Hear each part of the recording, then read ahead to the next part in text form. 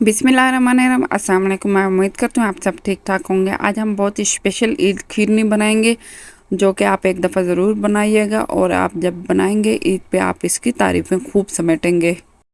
और मैं ये शर्तियाँ कह सकती हूँ कि आपने पहले कभी इस तरह की खीर ना बनाई होगी, ना ही आपने ये खाई होगी, तो आप ये ज़रूर बनाइएगा।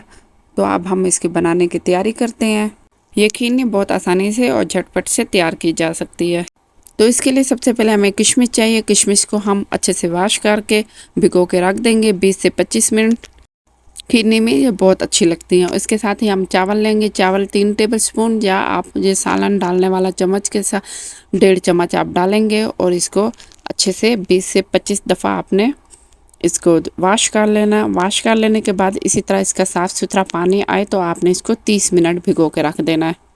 और अब हम बादाम लेंगे। बादाम को बहुत जल्दी छिलके उतारने के लिए हम इसको 10 मिनट आग पे रख देंगे और ये खूब अच्छे से पक जाएगा। पका लेने के बाद इसको हम ठंडा करेंगे। ये इसी तरह ही माशाल्लाह अच्छे से फ़ौरन ही इसके छिलके उतर जाते हैं।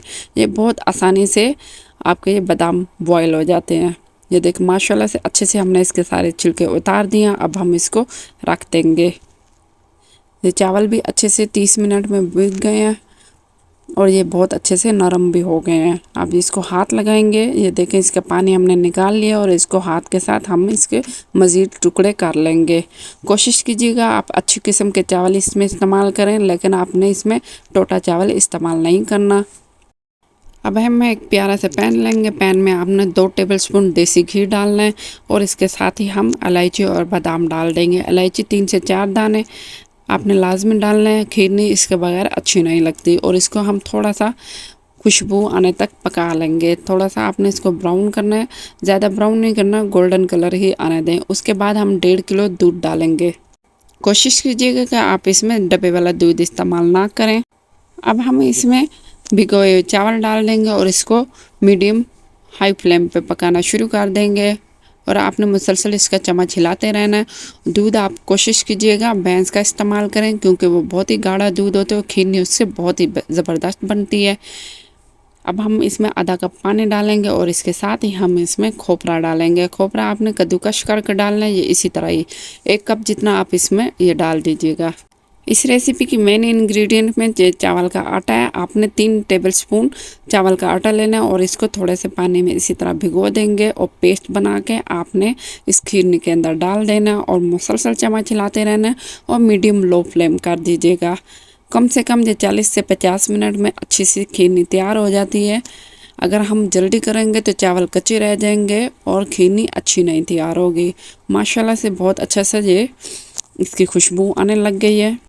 इस स्टेज पे आके आपने इसमें सिर्फ एक ब्रेड डालनी है और इसके किनारे काट करके आपने डाल देना है और इसको मुसलसल चम्मच हिलाते रहें और इसको पकाते जाएं। अगर आपके पास ब्रेड ना हो तो आप खोया भी डाल सकते हैं। अगर खोया भी ना हो तो आप ब्रेड भी डाल सकते हैं, या दोनों चीज़ें आपके पास ऑप्शन है, लेकिन इससे इसका फ्लेवर बहुत ही अच्छा आता है।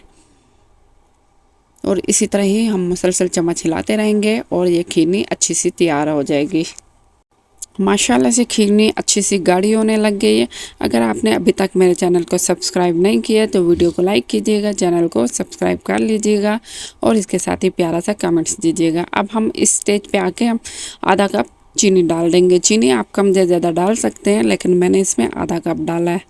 माशाल्लाह से बहुत अच्छे से ये पक गई है खीरनी और इसी तरह मुसलसल चम्मच हिलाते रहेंगे तो चावल भी अच्छे से मैश होते जाएंगे। अब हम इसको फ्लेम ऑफ कर देंगे। खीरनी बहुत अच्छी तैयार हो गई है और इसी स्टेज पे आपने इसको उतार देना है और 2 घंटे के बाद माशाल्लाह अल्हम्दुलिल्लाह बहुत ही लजीज और बहुत ही टेस्टी ये खीरनी तैयार हो गई है। और ईद पे आप अपने मेहमानों को, रिश्तेदारों को, दोस्तों को ये खिलाएं और खूब तारीफ समेटें।